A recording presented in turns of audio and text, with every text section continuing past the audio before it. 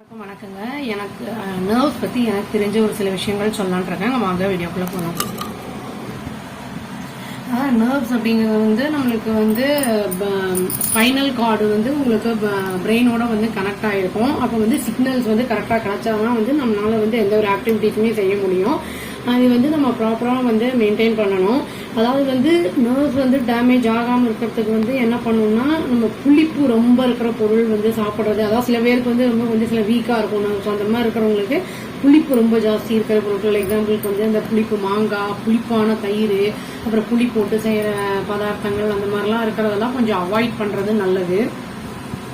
இப்போ சப்போஸ் நம்ம மோர் இப்போ தயிர்லாம் சாப்பிட்றோம் அப்படின்னா, இப்போ காலையில் உரம் ஊற்றிட்டு அதை மதியம் சாப்பிட்ற மாதிரி அந்த மாதிரி வச்சுக்கணும். புளிப்பு இல்லாமல் சாப்பிட்றது நல்லது. அப்புறம் புளியை என்ன பண்ணலாம்னா, கொஞ்சம் ஒரு பானிலையில் அதை வதக்கிட்டு அதை ஸ்டோர் பண்ணி வச்சிட்டோம்னா ஏர்டைட் கண்டெய்னரில் அதை யூஸ் பண்ணலாம். புளிப்பு கம்மியாகும் உங்களுக்கு.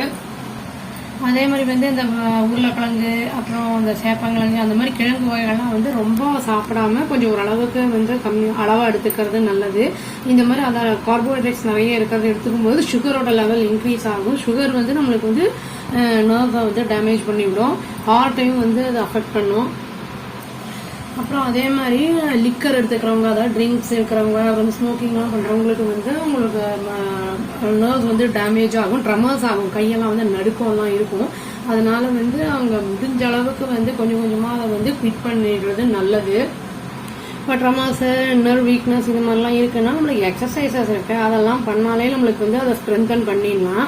அப்புறம் நம்மளுக்கு சுக்கு தைலம்னு ஒன்று கிடைக்கும் ஆயுர்வேதா கடையில். அதை போட்டால் கூட நம்ம நர்வ்ஸ் எல்லாம் ஸ்ட்ரென்தன் ஆகும். அது அப்புறம் மெயினான ஒரு விஷயம் என்னன்னா, மழை காலத்துல போகும்போது காதில், வின்டர் சீசன் குளிர்காலத்தில் போகும்போது காதெல்லாம் பஞ்சு வச்சுக்கணும். என்னன்னா வீக்காக இருந்ததுன்னா சீக்கிரமா இனியும் பாதிப்பு ஜாஸ்தி இருக்கும். அதே மாதிரி இந்த ஐஸ்கிரீம்ஸு, அப்புறம் அதெல்லாம் கோல்டு ஐட்டம்ஸ் எல்லாத்தையும் சாப்பிட்றத கொஞ்சம் அவாய்ட் பண்ணணும். அடிக்கடி ரொம்ப சாப்பிட்றதெல்லாம். இந்த மாதிரி சில சின்ன சின்ன விஷயங்களை நம்ம ஃபாலோ பண்ணும்போது ப்ராப்ளம்ஸ் இல்லாமல் மேனேஜ் பண்ணிக்கலாம். அவ்வளோதாங்க. Thank you. Please do like, share and subscribe our channel and click the bell icon and click the all option. Thank you.